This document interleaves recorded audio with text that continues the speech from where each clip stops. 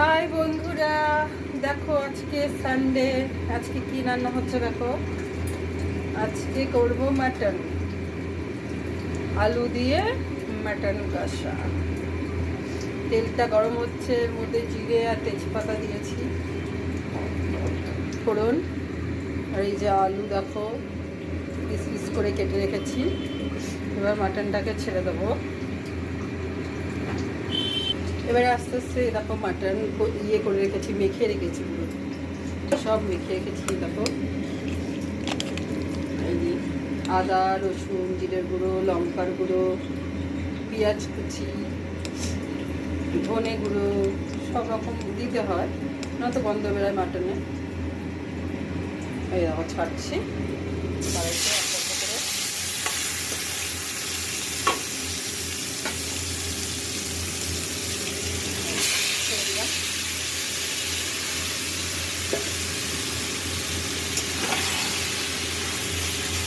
ভালো করে কষিয়ে দেবো এটাকে,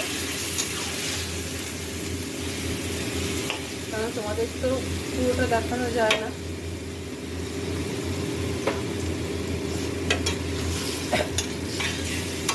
আমি অতটা ভালোবাসি না মাটন খেতে, কিন্তু আমার বাচ্চা আমার স্বামী খেতে ভালোবাসে, তাই ওদের জন্য করে দিই,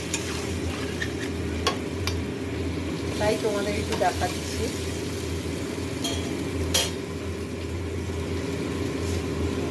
কষবে এখন মটনটা ভালো করে। সবাইকে শুভ দুপুরের শুভেচ্ছা। কি সুন্দর একটা গন্ধ বেরিয়েছে দেখো, মাটন কষছে।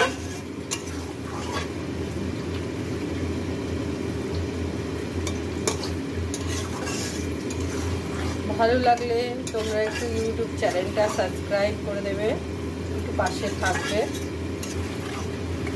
আরও নতুন নতুন রান্না দেবো।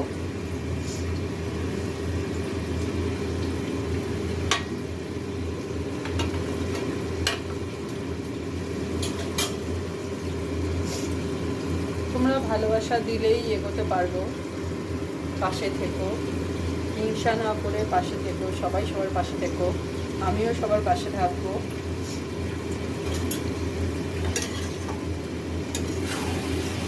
তারপরে একটু ইয়ের গুঁড়ো দিয়েছিলাম, গোলমরিচের গুঁড়ো, কেননা এর মধ্যে একটু দিতে হয়, খাসির মাংসের না তো একটু গন্ধ বেরোয়। আমি খাই না, কিন্তু আমি রান্না করে দিই, কেন ওরা ভালোবাসে, ওদেরকে আমি ভালোবাসি, ওই জন্য ওরা খেতে ভালোবাসে বলে আমি করে দিই।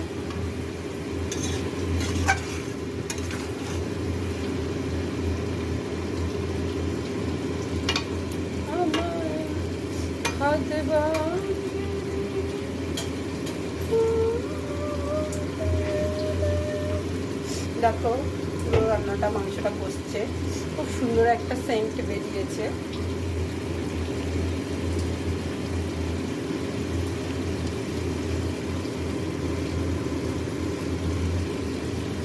আমি ইউটিউবে রান্নার ভিডিওই বেশি দিই,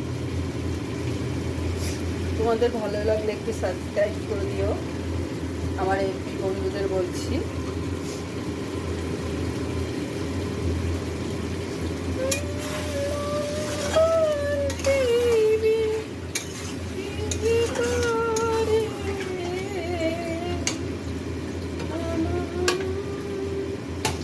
শাক ভাজা হলো, আমি খাই না মাটন, ডিম কষা হবে এরপরে। আজ সানডে, ছুটির দিন। এই যে আলুগুলো ভেজে রেখেছি, এগুলো অল্প ঝোল দেবো, মাখা মাখা করে দেবো, এর মধ্যে পরে লাস্টে আলুগুলো দিয়ে দেবো।